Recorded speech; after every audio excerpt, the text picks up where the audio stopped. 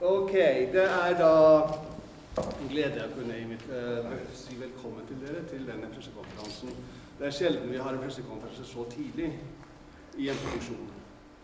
Prøvene begynte på tirsdag, så vi helt i startfasen. Det finnes ikke engang et ferdig manus. Ja, de gjør det. Okay. Bra. Godt jobba. Så vi i gang da med markeringen av vårt 30-årsjubileum. Og den store jubileumsforestillingen Min dåtterdatter, våre vidder. En bearbeidelse av det stykket som ble starten på hele Beaivváš-eventyret.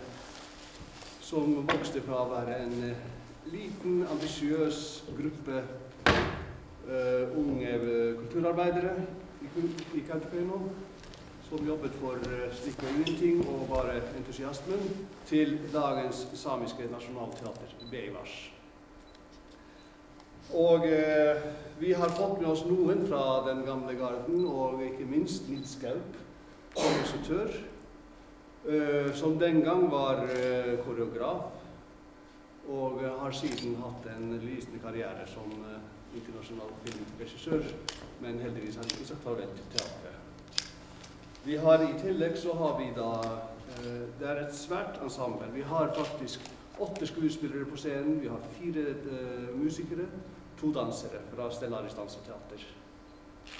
Og hovedpersonene 4 unge mennesker, som vi har 3 av dem her.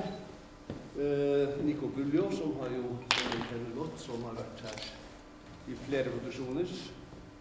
Vi har Cornelia Børnik, som fra Sandefjord opprinnelig. Og så har vi, skal jeg ta navn først, Lasse Kvernmo, alias Teddy Milmore, som den nylysende stjerne på musikkhimmelen. Dette blir hans skuespillerdebut. Jeg veldig spent, og veldig glad for å ha fått dere hit. Det mangler en, og det Inga Marit Gaup Juso, som har vært med hun var med i Ridnoaivi og Niego Idoaini, og som nå tilbake i denne forestillingen her. Så det liksom kjernen av de 4 unge.